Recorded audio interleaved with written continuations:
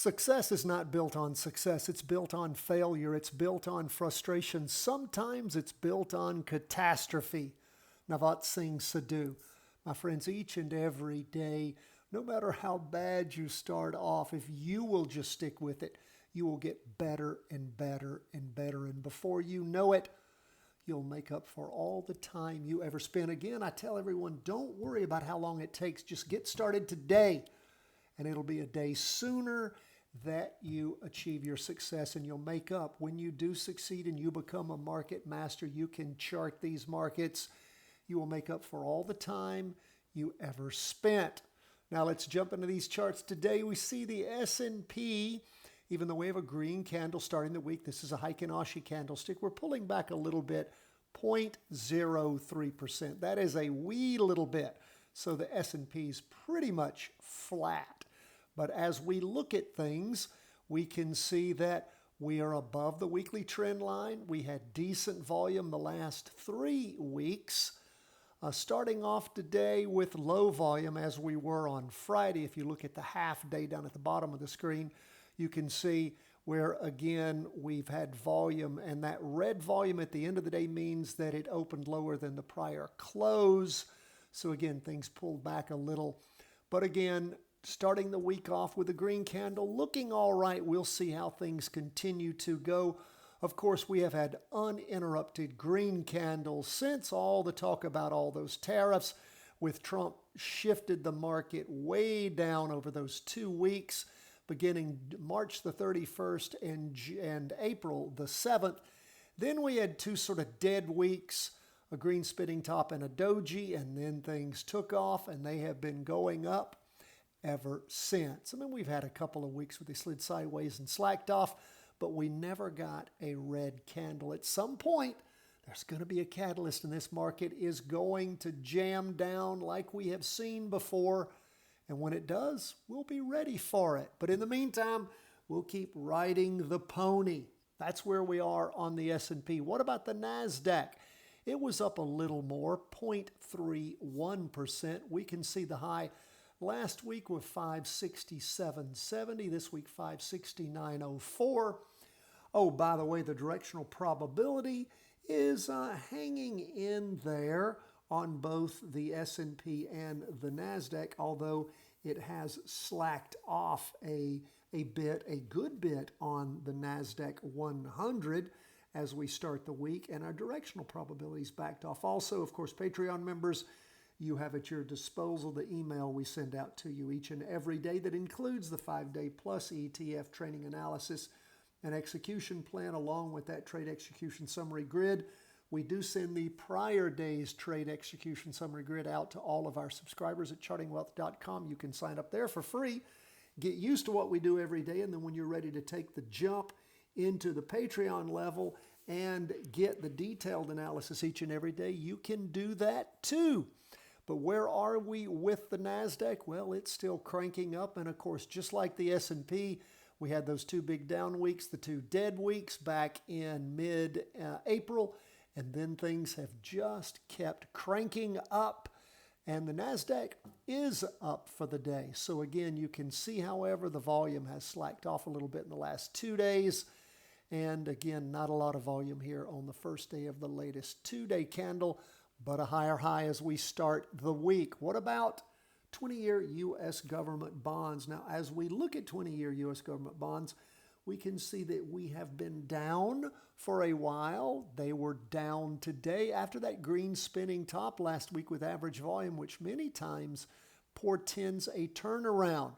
You have average volume with an interim low, then you have a green spinning top with average volume or more.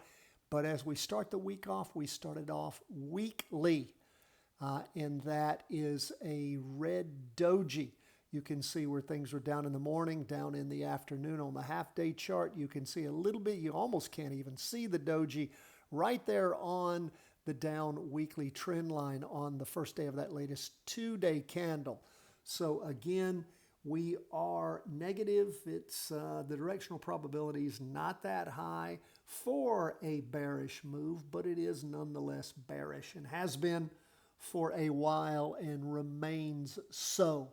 I'm looking to see if we get a real spring as the week continues and things bound up. It will not surprise me. But of course, even if we drew a trend line, check this out. If we drew a trend line right here, if I can get this to work for me, doing this on the fly. If we drew a trend line of a turnaround, you can see that we're out of the bounds of that anyway, so that ain't helping us at all.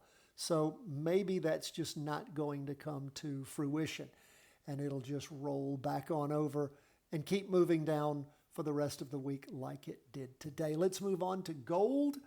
Now, gold, last week, as we finished the week and looked at our trade execution summary grid for Friday, gold was a little bit, not much, but a little bit bullish. As we start this week, it's a little bit bearish, and I've told you guys it's hard to see anything in gold as it has done what? It's been down, it's been up a little, and it's starting this week off down. It's just sort of sliding around sideways. Not a lot to see there, not anything to go on. We almost have a flat trend line, which I don't call much of a trend line. If it's horizontal, it ain't a trend, it's a sideways slide. Down for the day, 0.65%. Second down candle. We have pushed through that weekly trend line on the 2-day and the half-day and the weekly. So again, that does lead us to sort of rotate over to a bearish position. We'll continue to track gold as we go through the week. Let you know when and if we have anything to follow. What about Bitcoin? Well, Bitcoin had its high of high weeks back on the week beginning the 14th of July. And then last week beginning the 21st, didn't reach that higher high. This week, it does start off up 1.06% after a decent down day on Friday. Still below that prior weekly trend line. I mean, we could redraw the trend line, almost horizontal. I'm just going to hold off doing that for right now, just to sort of continue to keep an eye on. We'll see if it's going to jam up a little higher for us. We can see that we're going to our second candle after breaking the trend line on that Thursday-Friday 2-day candle. And that is, of course, the weekly that we have charted throughout all of these charts.